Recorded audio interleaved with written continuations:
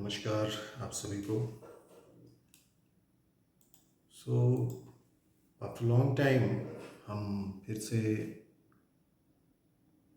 मिल रहे हैं और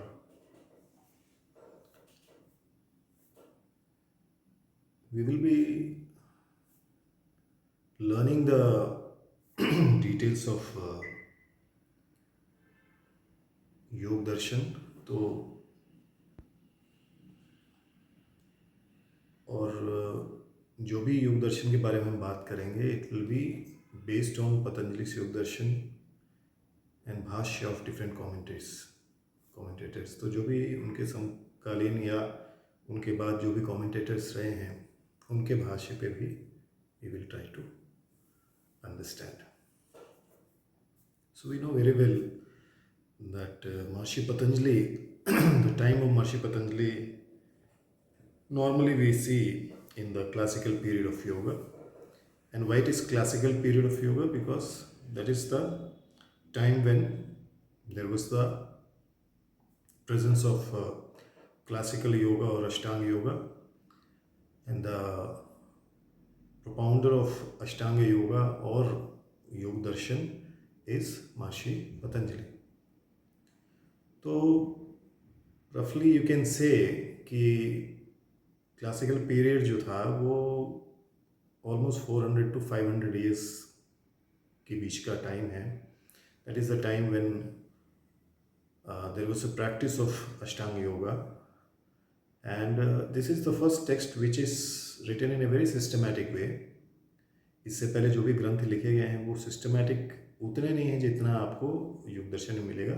सो this was the first text which was written in a very systematic way, and definitely we know very well कि this is a continuation of the earlier work of Maharshi Patanjali. तो जैसे उन्होंने grammar में या फिर मेडिसिन में what ever work he has done, so this information or this knowledge of yoga is in continuation of that particular path which he was writing in his earlier works. तो बहुत सारी चीज़ें हमें मिलती हैं. एक है विष्णु धर्मोत्तर पुराण which is the supplement of Vishnu Puran. So here it says basically the image of Patanjali's yoga teaching should have form of Anant. Anant is described in Hindu legend to be the divine lord of serpents who is said to rule all the planets of universe on his 1000 cobra hoods. तो महर्षि पतंजलि का भी आप देखेंगे तो he appears in the form of Adishesha, or he is also called the incarnation of Adishesha. So as you can see, Vishnu Dharmottar Puran, which dates to the 6th century, makes a connection between yoga of Patanjali and Ananta. So basically they are one and the same, and आप देखेंगे तो the time also goes very close to it. Now King Bhoj and in Bhoj Vritti आप इसको सुनेंगे कि he talks about the salutations to महर्षि पतंजलि, जो भगवान पतंजलि के लिए भोज वृत्ति में राजा भोज ने कहा है कि योगेन चित्तस्य पदेन वाचा मलम शरीरस्य च वैदिकेन योपाकरोत्तम प्रवरम मुनीनां पतंजलिं प्राञ्जलिरानतोस्मि. So what he says, I bow with the folded hands to the Patanjali, the best of sages who removed the impurities of mind through yoga, impurities of mind through yoga, impurities of speech through grammar, then the impurities of body through medicine. Here medicine does not mean the modern medicine or the older medicine. Here he is speaking about the medicine means it is a modality which can give you the health. To he whose upper body has a human form, who holds a conch and a wheel, who is white and has 1,000 heads, to that Patanjali I offer my obeisance. So this is the meaning of the shloka. Now the next part of the shloka also is very important. Abhav Purushakaram Shankh Chakrasi Dharinam Shashtra Shirsha Shvetam Pranamami Patanjali. So the next part of the shloka says, I salute before Patanjali, whose upper body has a human form, whose arms hold a conch and disc and a sword, who is crowned by the thousand-headed cobra. O incarnation of Adishesh, my humble salutations to you. So, why we are speaking about Maharishi Patanjali, his prayer before starting of this particular class, because now onwards we are going to discuss in detail about the Yoga Sutras. We will try to cover the maximum part of the Yoga Sutras, but it is very important that before we start Yoga Sutras, we have to understand the importance of Maharishi Patanjali. Maharishi Patanjali's name is present in 18 Siddhas also. So, a student who wants to learn yoga, they have to see that they have to be open to accept the knowledge which is present throughout. You cannot be मतलब अपने आप को आप बिल्कुल बांध नहीं सकते कि यही सही है, इतना ही है, because yoga is beyond your thoughts, beyond your mind, beyond your everything. And when you see the chronology of the yoga which is practiced in uh, southern part of India, 18 Siddhas, and the other parts of India, so we have to see that where it links actually, कहाँ पर इनका link होता है. So it is always you have to remember that whenever we are speaking about yoga, it has to be in connection with everything what is present in our land. So 18 Siddhas, what they say about Patanjali, and exactly what is given in the Patanjali Yoga Sutra. So now we will take the first sutra. So first sutra is अथ योग अनुशासनम. अथ योग अनुशासनम. So whenever you continue anything, so there you talk about now let us begin this, because you are doing already some work. So after that work you start with the word now, atha. So now begins the systematic presentation of discipline of yoga. So let us understand, let us now study the systematic discipline of yoga.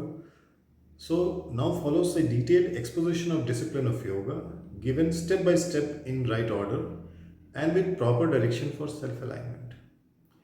So Maharishi Patanjali is telling now let us understand yoga in detail, step by step. Everything has to be in detail and step by step, which is present in right order and with proper direction for self-alignment. So it has to be in right order and it has to be aligned so that you can achieve the highest success or highest truth for which you have started this practice. So Patanjali is the first to offer us a codification of yoga. So Maharishi Patanjali, before Maharishi Patanjali also yoga existed. Before Maharishi Patanjali, Lord Krishna, Bhagavad Gita. So yoga existed. Before Maharishi Patanjali, Yoga Vasishtha, yoga existed. Before Maharishi Patanjali, many things in yoga were there, because from the time of Vedas and Upanishads, and mainly 20 Upanishads, whatever may be the time you can frame, and again it is a debatable question, because if you cannot prove something, you just name it that it is present between the different era. But if you are able to prove it with the research, then it gets its actual glory. So let us not go into that. But remember, Maharishi Patanjali offers the codification or the sutras. So this is the first text which has got the sutras, which explain everything about yoga, its practice and percepts. And the immediacy of the new light he is shedding on a known and ancient subject, but is emphasized by his use of word now. So he is telling very clearly, let us start the practice, or let us understand the systematic presentation of yoga.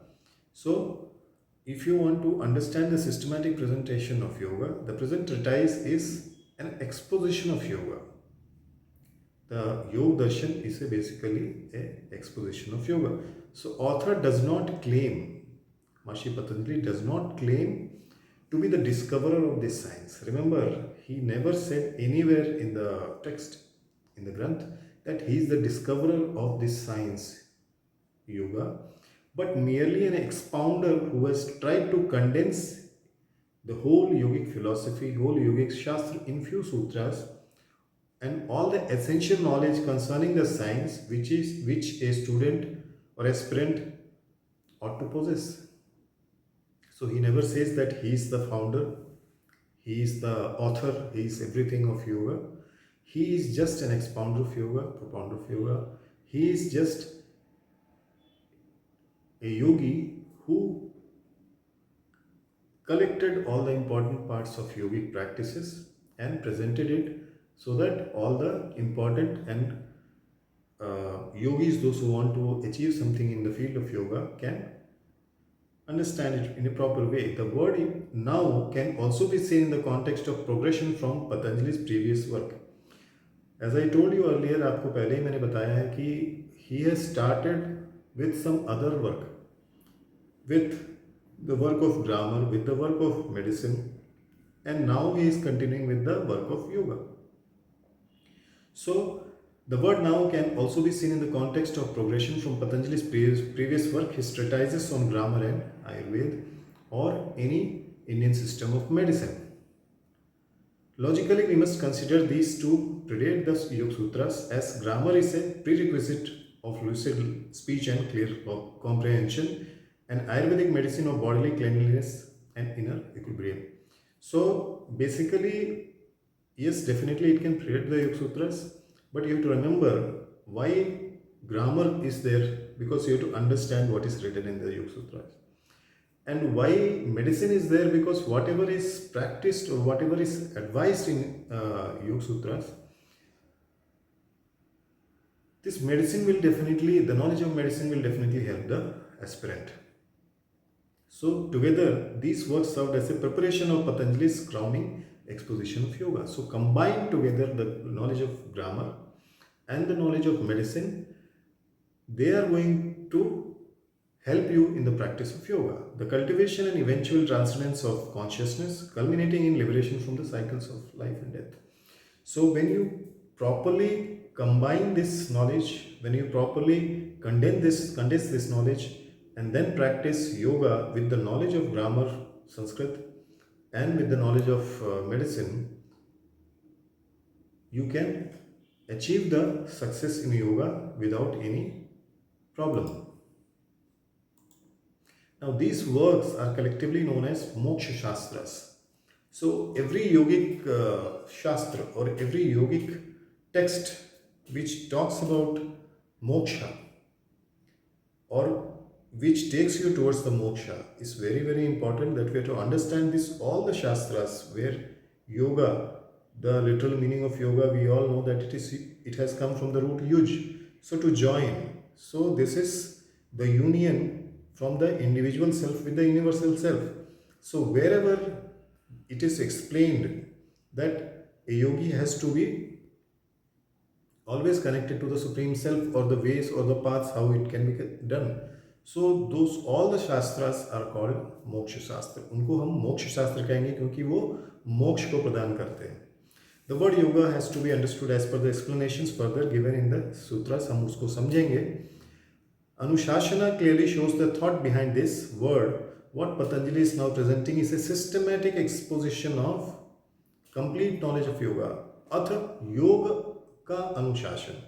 So it is a systematic exposition. Anushasana, it is a discipline of yoga. It is a systematic disciplined exposition of yoga. So yoga एक अनुशासन है, it is a discipline. So the knowledge of yoga itself is a discipline. Now there are three classes of sadhakas, or there are three classes of men. या आप ये कह सकते हैं कि तीन कैटेगरीज हैं साधना करने वाले साधकों का. The first, the lowest is adham. Those in the middle, they are called madhyam. and the best is Uttam. I have been teaching yoga from last 35 years now, 35-40 years के आसपास हो गया है. But I haven't seen any Uttam sadhak till now. I haven't seen any Uttam sadhak. Madhyam also very rarely. But most of the time what I see is the Adham sadhak only, because your focus on the sadhana is only to get something from that. Sakam bhavna ke saath. So what I have seen, that I have told you, the lowest Adham sadhak think that there is no difference between the God and the living entity, except that the living entity is under the designations, whereas the absolute truth has no designations. So the lowest or the Adham sadhak thinks that there is no difference between the God and the living entity or the person, except that the living entity is under the designation, whereas the absolute truth has no designations. Uska koi naam nahi. In their opinion, as soon as the designations of the material body are dissolved, as soon as the designations of the material body is dissolved, the jiva, the living entity, will mix with the Supreme. They give the argument of Ghatakash or Patakash, in which the body is compared to a pot with the sky within and the sky without. तो घटाकाश हो चाहे पताकाश हो, in which the body is compared, शरीर को एक मटके की तरह रखा गया है जो जिसके अंदर आकाश है और जिसके बाहर भी आकाश है, जो बिना आकाश के है. So these are the three, the first category where the person is Adham. Now let us go for the next one. The Raj Yoga is the royal road to the freedom from misery. It treats the four great principles: misery, its cause, freedom from the misery, and the means. The practice of the methods prescribed in Raj Yoga leads to the cessation of all the miseries and attainment of eternal bliss. So, practice of Raj Yoga is very much important. Now let us understand what is Uttam Adhikari. Uttam Adhikari is also called first class aspirant. Raj Yoga prescribes Abhyas and Vairagya. The person, the yogi who practices meditation on self, he practices Chitta Vritti Nirodha and soon enters into the Samadhi. This is the practice which is called Abhyas, and Vairagya, totally non-attached with all the worldly and divinely Vishyas. So total non-attachment. So this is Uttam Adhikari. And Madhyam Adhikari. Madhyam Adhikari is middle aspirant. Raj Yoga prescribes the Kriya Yoga, Tap Swadhyay Ishwar Pranidhan.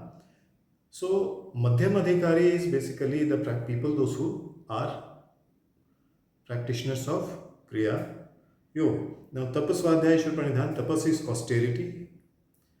Swadhyay is basically your self-study or self-analysis, and Ishwar Pranidhan is total surrendance to God. So when you are doing this, it prepares you for the higher practices of Raj Yoga, ultimately leading to the Kundalini and Shakti awakening and realization of the Supreme Self.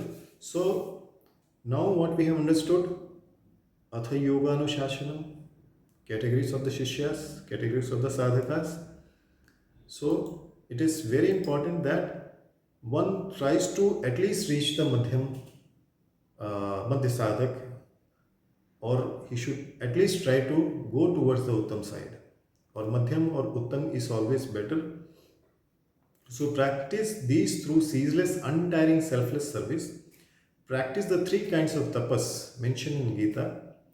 Disciplinary practice like fasting are also under the tapas. So different types of austerities have to be practiced. Swadhyaya is the study of spiritual literature, and also japa of your Ishta mantra, because Ishta Devata. So Ishwar Pranidhan is a self-surrender to the Lord and doing all the actions as Ishwar Prana, as offering to the Lord.